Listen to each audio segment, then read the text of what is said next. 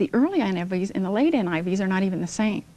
And so How many we have years this difference? Well, the NIV New Testament came out in 1973, Okay. and then the whole Bible was available, I believe it was 79. And then I believe that that's when some of the changes started taking place. In fact, I think everyone sort of checked it out when it first came out, and they said, well, this is fine, we can give this to the people in the pews and that sort of thing. And now it's changing. And there are lots of other things that are different in the most recent NIVs than they are from the original NIVs. And so instead of being the only begotten Son, which is a man, a son is a man, now it's the one and only.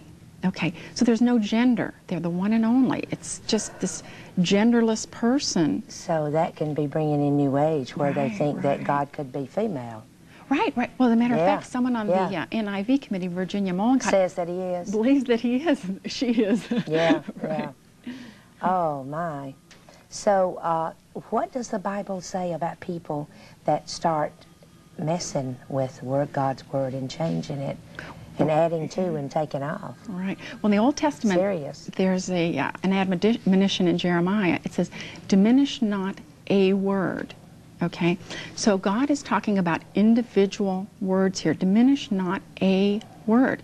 And then the very last verse in the Old Testament says that if any man will add unto the things that are written in this book, God will add unto him the plagues that are written in this book. And if any man will take from the words of the prophecy of this book, God will take his part out of the book of life and out of the things which are written in this book and out of the holy city. So it seems to me that God is charging us to be very cautious with the word and not taking any words out here, no words out there. You know, there seems to be severe judgment for doing something like that. Gail, you probably have this said to you all the time.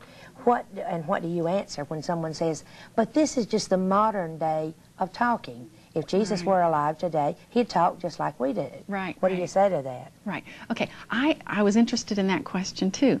And so I did a collation using the Flesch-Kincaid grade level indicator. Okay. Now, Flesch-Kincaid is a company that was started a number of years ago. And they determined a mathematical formula for coming up with the grade level of a particular written piece of material. For instance, the TV Guide is the 5th grade level. The Wall Street Journal is 11th grade level. And so that a professional writer, can do this test on this mathematical formula having to do with the number of syllables in a word and the number of words per sentence. They can do this sort of a big, long algebraic formula and determine what grade level they're writing at. Okay, so I did this. It took me about 6 months just to do this one analysis. And in working with this Flesch-Kincaid grade level indicator, it was determined that the King James is at the 5th grade level, okay? The NIV is at the 8th grade level, and the New American Standard Version and the New King James are both at the 6th grade level. So actually, pragmatically speaking, the King James is at an easier reading grade level for people. And I couldn't figure out why this was. And so I studied it, and it was because the King James uses 95% Anglo-Saxon words. I believe Bob Jones University did a study a number of years ago that came up with 95% Anglo-Saxon words. Now, the Anglo-Saxon roots of our English language give us 1 or 2 syllable words, okay? Now, when we move into a Latinized kind of a vocabulary, we have 3 and 4 syllable words. And so if you look etymologically at the words in the King James Bible, you'll find that they're all Anglo-Saxon words. 1 syllable, 2 syllable words. The words in the new versions are Latinized words. They have prefixes, suffixes, and they're all almost 3 or 4 syllables long. So actually they're longer, actually they're more difficult. I can give you some examples if you'd like me to do that. I think very much of what we've heard about the King James being difficult is something that has come from the advertisers telling us, you know, now you finally have a Bible that you can understand. And, you know, we know that the Bible is spiritually discerned anyway. So I think part of the reason people think that the King James is hard to understand is because it is hard to understand. It's God's Word, and he's sort of set some seals over it, which I talk about in my book. And he doesn't open them to everyone. He opens them to those who obey and to do what he says. But let me give you some examples of some of the differences in the words in the new versions. King James would say, rose up to play. Okay, that's 4 syllables. The NIV would say, indulge in revelry. Okay, so you have 6 syllables. King James, told. 2 Chronicles, NIV, conscripted. Okay, 3 syllables, and I don't even know what conscripted means, okay? Old, in Hebrews 8:13 in the King James, obsolete in the NIV. Called, 1 syllable again. The NIV replaces called with designated. So you have a 4-syllable word that's kind of difficult.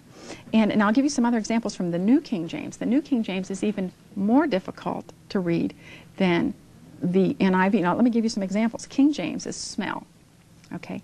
New King James, savor. Okay. King James, house.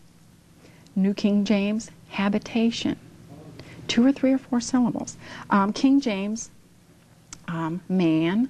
New King James, mortal. Okay. King James, old. New King James, elderly. And this, I have a listing in my book, probably of 10 or 15 pages, listing and showing time after time after time they use a more difficult word. And I couldn't figure out why would they use a more difficult word if they're selling that they've actually used an easier word. Well, I found out why. The King James is in the public domain. Okay, it's not copyright, so no one can take a profit from the King James Bible.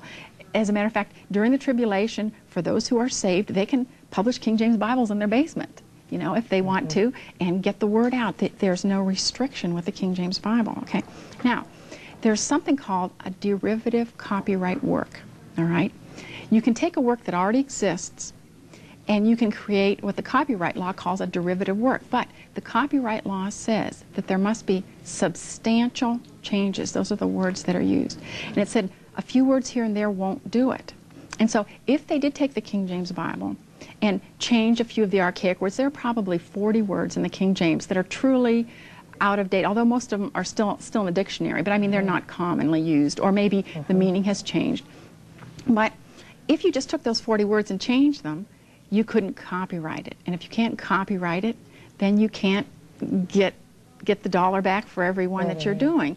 And so I think what's happened is these advertising companies have taken over some of these. You know, the NIV was originally produced out of Calvin Seminary, and it was taken over by the International Bible Society. And then the International Bible Society sold the printing rights to Rupert Murdoch. Now, we all know who Rupert Murdoch is now. Rupert Murdoch is the gentleman who tried to buy the House of Representatives. Remember, he offered him $4 million if he could have his book or something. Well, that same gentleman, Rupert Murdoch, bought out the printing rights to the NIV. So the NIV is now owned by a secular publishing company. And so it's outside the hands of the Christian community. And as a matter of fact, it's with something called Harper San Francisco. One of his branches, Harper San Francisco, produces very, very blasphemous books about Jesus Christ, saying that he was a mystic and that his mother was raped, and just horrible, horrible things. And so it's moved from, you know, a Christian milieu into a very, very sinister kind of, you know, multi-million-dollar now, which translation is that? The New International Version, International the NIV. Version.